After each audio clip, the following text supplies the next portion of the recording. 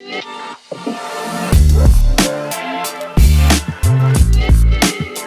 tal, equipo? Bienvenidos a un nuevo vídeo, bienvenidos al canal de HSN Store en YouTube. Hoy hablamos sobre suplementación de una forma además muy lógica, porque mucha gente todavía sigue teniendo falsas ideas sobre qué es realmente la suplementación. Empezamos, como digo, y vamos a hablar sobre primero la proteína, un macronutriente que está en boca de todos y un macronutriente además esencial para cualquier deportista, sea cual sea tu objetivo, ya sea rendimiento deportivo, de simplemente hipertrofia, trabajo de fuerza, etcétera, etcétera. Bien, debemos entender qué es la proteína en polvo, cuándo tiene cabida y cuándo realmente debemos comprar un suplemento de proteína en polvo. Cuando entramos al mercado y miramos los tipos de proteína que hay, proteína aislada, concentrado, etcétera, etcétera, vemos que hay diferencia de precios. Generalmente un concentrado de proteína normal va a ser suficiente para la mayoría de personas. Es algo que debes detectar, que debes comparar, pero ¿cuándo realmente un suplemento de proteína tiene cabida en nuestra alimentación y por qué esta suplementación con proteína es muy común en la mayoría de gente que se dedica al mundo del gimnasio? Principalmente porque cuando hacemos dieta y empezamos a hacer una dieta, generalmente debemos movernos entre 1,8 y 2,5 gramos de proteína por peso corporal para potenciar nuestra recuperación y nuestro rendimiento. ¿Qué sucede? Que hasta hace años se pensaba que con solo 0,8, 1 gramo era suficiente, una recomendación de la Organización Mundial de la Salud. Claro, el problema es que esta recomendación se malinterpretó. Esta recomendación está muy bien para personas sedentarias, pero en deportistas esta exigencia aumenta. ¿Qué pasa cuando empezamos a hacer dieta y decimos, bueno, vale, necesito 2 gramos por kilo de peso? Por ejemplo, en mi caso peso unos 80 kilos, necesito 160 gramos de proteína. Cuando empiezas a hacer una dieta y necesitas llegar a esos 160 gramos de proteína, o 140, 150, cual sea que sea tu caso, te das cuenta de que en ocasiones es realmente difícil llegar a esos gramos de proteína. Y no solo es difícil, sino que generalmente es caro.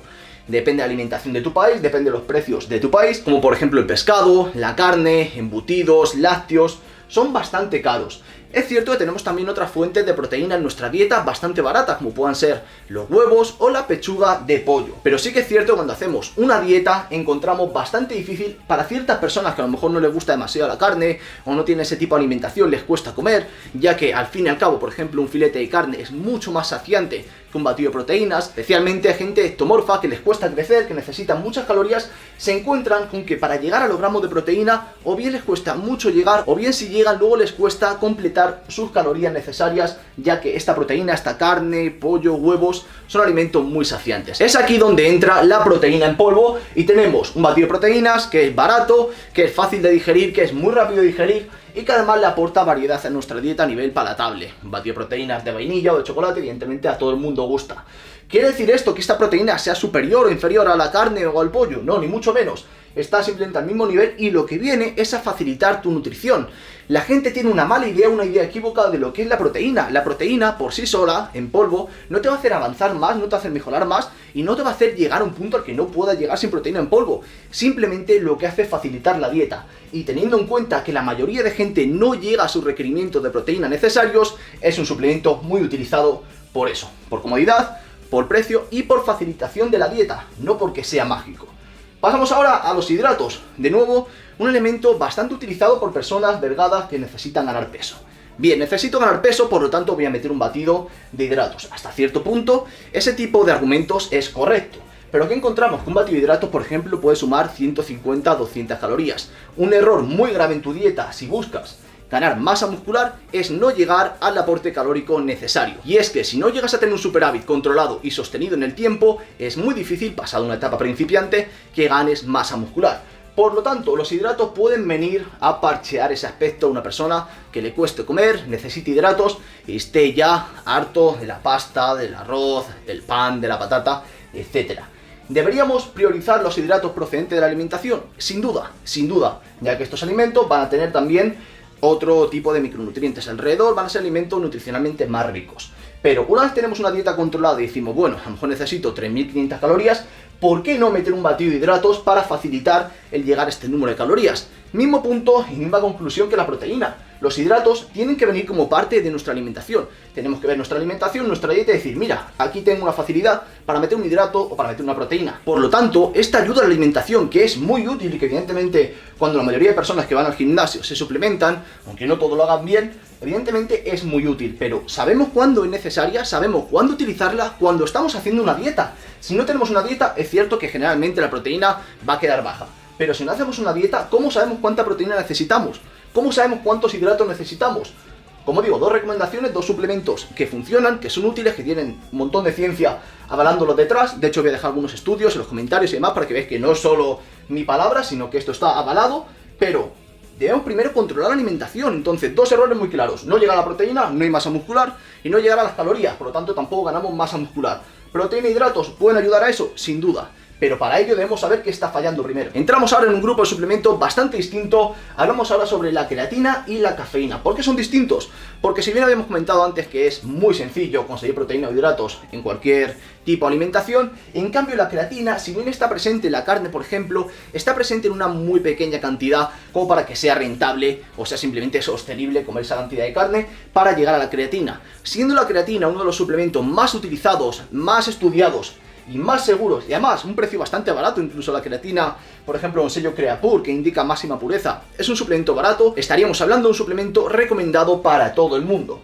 Por lo tanto, la creatina puede ayudarnos tanto en volumen como en definición. Lo que hace es saturar las reservas de ATP, que son las encargadas de la contracción muscular.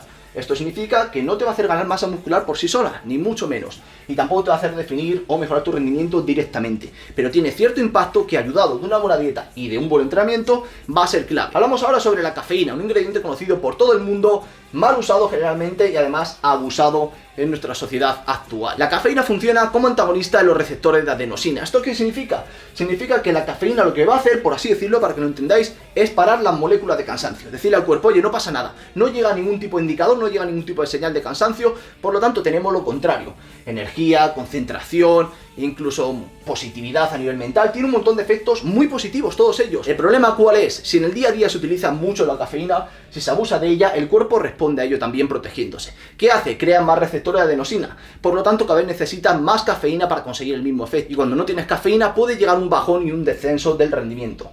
Para ello entra la suplementación para poder utilizarlo de forma estratégica, y también tiene una utilidad especial al ser generalmente en cápsulas. Hablamos de la cafeína anhidra para esas personas que el café o que ciertas bebidas energéticas les causa problemas a nivel estomacal. Entramos ahora en un segmento más especializado para deportistas. Hablamos del PectoPro y los electrolitos. Se ha visto cómo la suplementación con electrolitos, especialmente en deportes de resistencia, pueden ayudar a evitar calambres y a mejorar ese tipo de rendimiento cuando estamos entrenando. Como digo, especialmente en deportes de resistencia o deportistas de mayor exigencia. En un trabajo de fuerza con pesas quizá no tendrían tanta cabida. Y el PectoPro, un suplemento muy desconocido que tiene su aplicación en deportistas porque es una proteína previamente digerida, predigerida. ¿Esto qué significa? El PectoPro no va a necesitar digestión durante la toma y por lo tanto se puede tomar intraentrenamiento, se puede tomar postentrenamiento en el caso de deportistas que tengan 2 sesiones a diario, que es muy común, y especialmente es bueno para esas personas que tienen muy poco tiempo. Y en el caso de deportistas, si se junta altos requerimientos calóricos, poco tiempo, dobles entrenamientos y digestiones pesadas, el PectoPro sin duda sería una recomendación muy interesante. Es una proteína, es un tipo de proteína más caro que la proteína normal.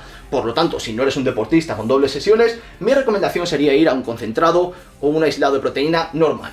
Pero para deportistas, prestad atención a estos dos elementos, PectoPro y electrolitos, porque sin duda son muy desconocidos y pueden tener un impacto positivo en la recuperación. Y nada más, equipo, hasta aquí el vídeo centrado en suplementación, centrado en la dieta, y sobre todo espero que sea un vídeo que sea útil para que la gente entienda hasta qué punto la suplementación viene a ayudar a tu dieta. No viene a ser un sustituto y no es mágica. Debemos primero entender qué puede estar fallando de la dieta, como hemos comentado, para valorar qué suplemento nos sería útil. Si os ha gustado el vídeo, dejad vuestro me gusta y trataremos más temas de este estilo y traeré más suplementación realmente útil como la que hoy hemos tratado. Nada más, un abrazo.